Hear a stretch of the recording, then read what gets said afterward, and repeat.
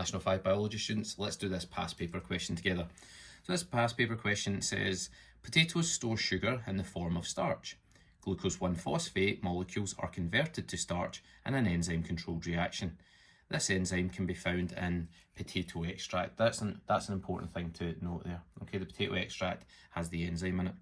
So we can see the reaction, okay, we've got our substrate, which is our glucose 1-phosphate. We've got our enzyme and we've got our starch there, which is our product, okay. Now we have to identify the type of reaction that's carried out by this enzyme. Now there are two types of reactions you need to know about. One is synthesis and one is degradation. Now this one here involves us getting small molecules, individual small molecules, and then combining them together into one larger molecule here. So that's a build-up reaction, okay, or a synthesis reaction. Okay, we call that synthesis. If it was going the opposite way from here to here, it would be a degradation reaction. Number two, identify the substrate in this reaction. Well, because I already did that, and this is something I would encourage you to do in past paper questions when you're doing them, jot down little notes, remind yourself of little things, and it might be that will help you answer a question later on.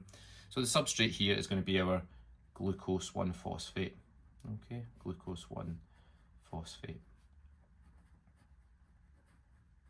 Part B, an experiment was set up to investigate the time taken for the starch to be produced. All previously made starch was removed. Okay, all previously starch, that's important to remember. 2 rows of the dimple tile were set up as shown in the diagram. So in this one we have the G1P, that's the substrate. Okay, we also have it in the second one. And also in the first one we have the potato extract. Now if we go back up here, it tells us that's got the enzyme in it, okay? So basically what we're saying is, in this one we have the substrate and the enzyme. And in this one, we have the substrate and we have water, okay, or no enzyme. Okay, and when we write it like that, it makes the whole thing seem a little bit easier, I think. Now it says at 5-minute intervals, the content of the dimples in each column was tested for the presence of starch. The results are shown in the table. So we can see the one that had the substrate and the enzyme. We can see initially there was no starch, okay? Remember, starch is our product that will be made in the reaction. But then eventually we do start to get starch produced, okay? So it takes a while for it to happen, but eventually the reaction will take place. In this second column here, we can see there's no starch made, okay? Now starch is the product of the reaction, which means there is no reaction taking place here, okay? No reaction took place in this one, okay? Whereas the reaction did happen here. Now let's turn over for the questions.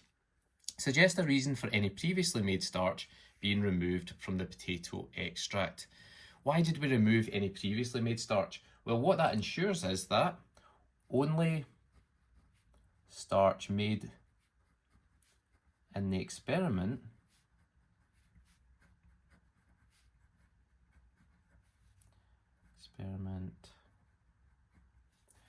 would be detected, okay? We do not want to detect starch that had been made before the experiment because we want to see if starch will be made by the glucose 1-phosphate and the enzyme reacting together. Okay. Part 2, state 2 variables that should be controlled to make this experiment valid. Okay. Now, I always teach my classes to remember MTVC for variables, okay? And I remind them that that's the reason I use that one is because as a child in the 80s, I used to watch MTV, the music channel, all the time, and that stands for MTV channel, okay, music television channel, okay, and the variables that stands for are mass, time, temperature, volume, and concentration, okay. And what we can do is, in a lot of lab-based experiments, we can use these variables all the time, okay. So which one are we going to be able to use here? Well, we're using solutions, we're using liquids, which means that volume is going to be a relevant one here, okay? And we have to state what the thing is that we're going to keep constant. So first of all, the volume of the G1P or the substrate, okay, that would be acceptable. Or we could say the volume of the enzyme or the potato extract. Okay, the potato extract, that would be fine as well. We could say the volume of the water too. Water would be acceptable. Also the concentration, because we're talking about solution here, We could say the concentration of the substrate, or the G1P, that would be acceptable. Or we could say the concentration of the potato extract, okay? So there's a number of things we could have said there, but when you're working with solutions in particular, think about volume, think about concentration, potentially think about, you know, in other circumstances, pH and so on. Not one that we're looking at here, but in other circumstances you might, okay?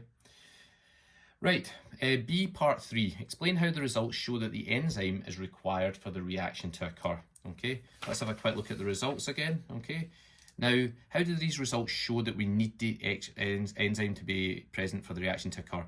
Well, when we have the potato extract, which we know contains the enzyme, then the reaction does occur, that starch is produced. Okay, when the potato extract is not there and therefore we have no enzyme, there is no reaction. Okay, so that's all we're going to write. So when the enzyme is present, okay, or you could say the potato extract, in experiment 1, starch is produced. Okay, or made. Starch is made would be fine as well. Okay, or you could say no starch is produced in the second experiment. Okay, now that second experiment, hopefully you know what that's called. That's called a control experiment. We've removed the thing we're investigating, the enzyme, and replaced it with an alternative substance which won't react in this case, which is going to be water, and we also put the same volume, etc., in for a control experiment. Okay folks, that was a bit of a longer question, but hopefully that's helped, and I'll see you all in the next one.